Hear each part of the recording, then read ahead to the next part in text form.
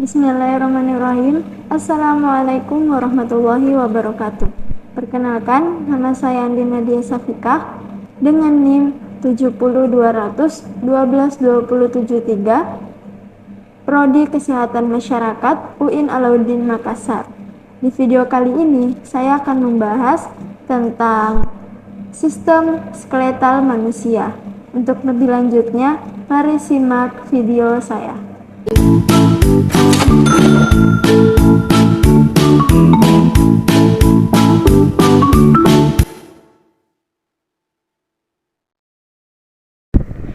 Baik, jadi sistem skeletal merupakan sistem yang tersusun dari berbagai jenis dan bentuk tulang. Dan tulang yang membentuk sistem skeletal ini tersusun dari jaringan ikat dan bahan-bahan mineral yang sifatnya keras dan kaku, sehingga dengan adanya sistem skeletal ini dapat memberi bentuk dan juga menopang tubuh kita. Pada orang dewasa, ada sebanyak 206 ruas tulang yang terbentang dari kepala hingga ujung kaki. Tulang-tulang ini memiliki bobot. Ia memasuk kurang lebih 20% dari berat badan tubuh orang dewasa. Pada bagian tertentu dari tulang ini merupakan tempat melekatnya otot-otot tertentu, sehingga dengan adanya otot ini, maka tulang dapat digerakkan. Berdasarkan letak dan perannya, tulang dibedakan menjadi dua, yaitu tulang sumbu atau tulang aksial dan tulang eksternitas atau tulang apendikular. Tulang aksial terdiri dari tulang tengkorak atau kranium, tulang belakang atau vertebra, tulang rusuk atau kosti, dan tulang dada yang kita sebut sternum. Sedangkan tulang-tulang yang termasuk tulang apendikular yaitu tulang gelang bahu atau girdal pektoral, tulang ekstremitas superior, tulang gelang panggul atau girdal pelvis, dan juga tulang ekstremitas inferior. Mari kita bahas satu persatu dari tulang-tulang tersebut. Kita awali dari tulang yang terletaknya paling atas, yaitu tulang kranium atau tulang tengkorak. Tulang kranium sesungguhnya termasuk jenis tulang flat atau tulang pipi. Walaupun demikian, strukturnya sangat kokoh dan kuat sehingga dapat melindungi organ-organ penting yang berada di dalamnya, yakni otak dan sekitar mata dari trauma atau benturan. Tulang kranium dibedakan menjadi dua kelompok, yaitu neurokranium yang menyusun batok kepala dan viscerokranium, yaitu tulang-tulang yang membentuk tulang wajah dan juga dagu. Neurokranium dibentuk oleh beberapa tulang, dan tulang-tulang tersebut dipisahkan secara halus oleh persendian yang disebut sutra.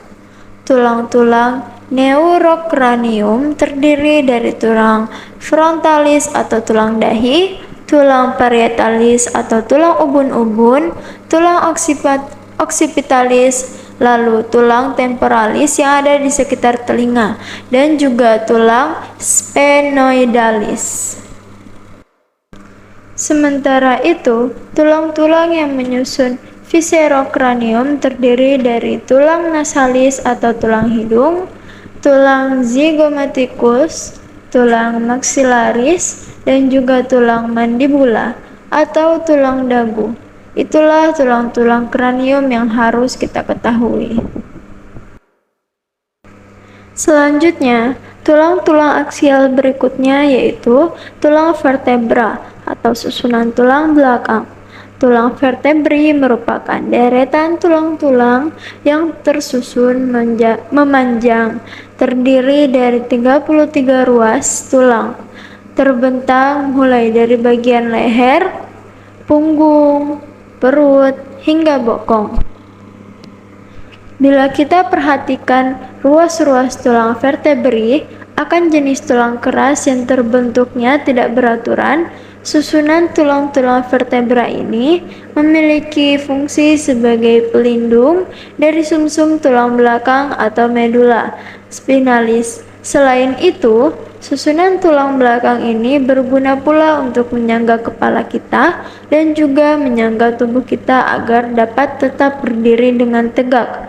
Selain itu, di tulang belakang inilah dihasilkannya sel-sel darah yang sangat penting peranannya bagi tubuh kita. Tulang vertebri dibedakan menjadi 5 kelompok, yaitu vertebri cervicalis, vertebri thoracalis, vertebri lumbalis, vertebri sacralis, dan vertebri coccygealis.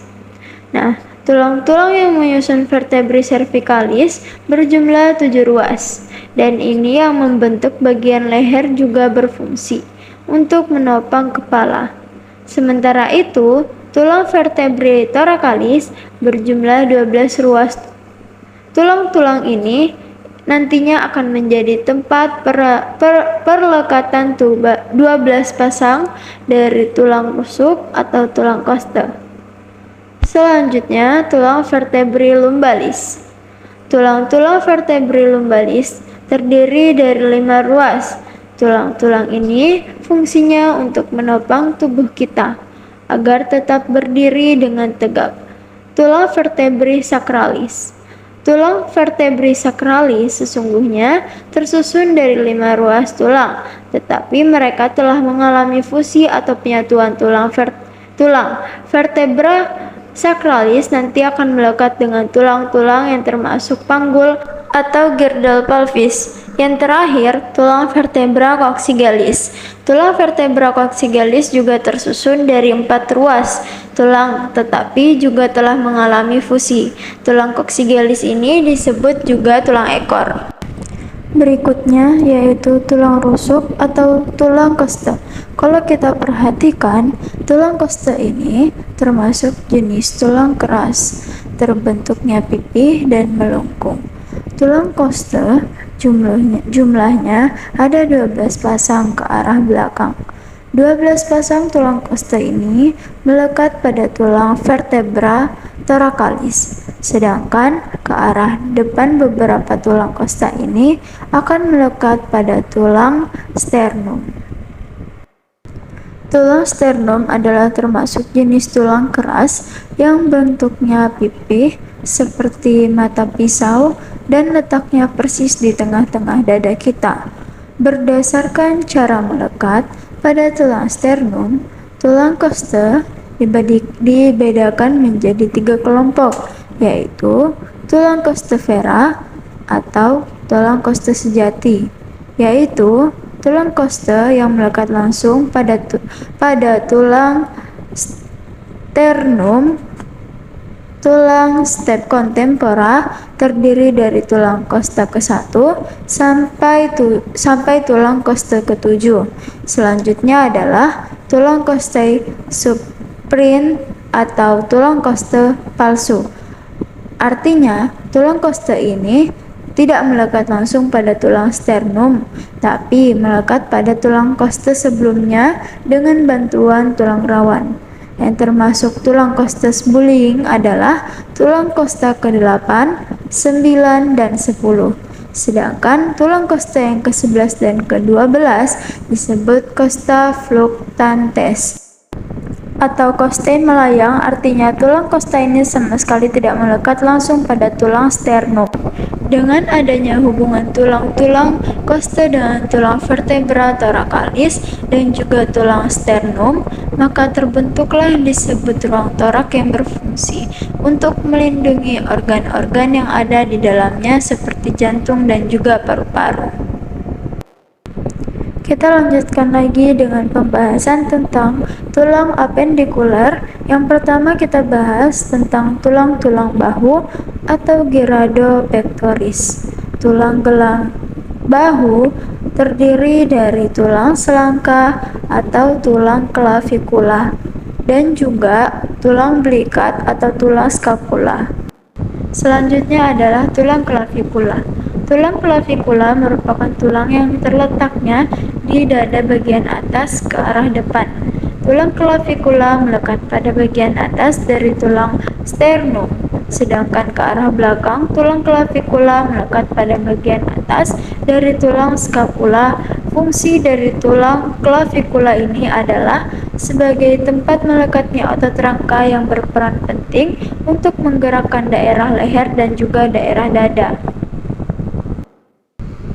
Sedangkan tulang scapula letaknya di daerah punggung. Tulangnya berbentuk segitiga dan pipih. Tulang scapula berfungsi sebagai tempat melekatnya berbagai otot di daerah punggung yang penting untuk berbagai gerakan di daerah punggung dan bahu. Pada tulang scapula inilah nanti melekat tulang lengan atas atau yang disebut tulang humerus. Oke, kita sambung dengan pembahasan mengenai tulang-tulang yang menyusun ekstremitas superior. Tulang-tulang ekstremitas superior terdiri dari tulang lengan atas atau tulang humerus, tulang lengan bawah yang terdiri dari tulang radius, dan tulang ulna, dan juga tulang-tulang yang menyusun telapak tangan, yaitu tulang karpal, tulang metakarpal, dan juga tulang jari jemari yang disebut falang tulang. Tulang ekstremitas superior ini nanti akan diselimuti oleh berbagai otot rangka sehingga dapat melakukan berbagai gerakan. Baiklah, kita lanjutkan ke pembahasan tulang apendikular lainnya, yaitu tulang girdle pelvis atau gelang panggul. Tulang gelang panggul terdiri dari tulang ilium, tulang ischium, dan tulang pubis. Ke arah belakang tulang ilium melekat pada tulang sakralis sehingga susunan dari ketiga tulang gelang panggul ini akan membentuk suatu rongga. Dan bagi wanita yang melahirkan, rongga ini sangat penting peranannya. Sebagai jalan lahir bayi, fungsi lain dari tulang gelang panggul ini adalah untuk menopang usus besar dan juga melindungi organ-organ reproduksi dan kantong kemih.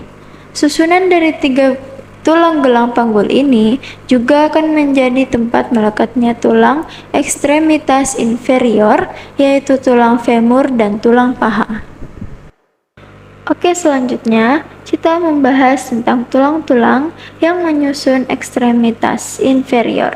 Tulang-tulang ekstremitas inferior terdiri dari tulang paha atau tulang femur, tulang dengkul atau tulang patella, tulang tungkai yang terdiri dari tulang kering atau tulang tibia, dan tulang betis atau yang disebut tulang fibula. Lalu juga ada tulang-tulang yang menyusun telapak kaki, yakni tulang tarsal, tulang metatarsal, dan yang terakhir tulang jari jemari kaki yang disebut fanglas. Kalau kita perhatikan tulang femur dan tulang tibia, keduanya termasuk tulang panjang dan bentuknya seperti pipa. Kedua tulang ini merupakan tulang yang begitu kuat dan keras sehingga mampu menopang seluruh tubuh kita. Selain itu, pada tulang femur, tibia, dan juga fibula diselimuti oleh lapisan otot rangka yang begitu tebal sehingga mampu melakukan banyak gerakan. Baik, sekian dari saya, kurang dan lebihnya mohon dimaafkan. Wabillahi taufiq wal hidayah. Assalamualaikum warahmatullahi wabarakatuh.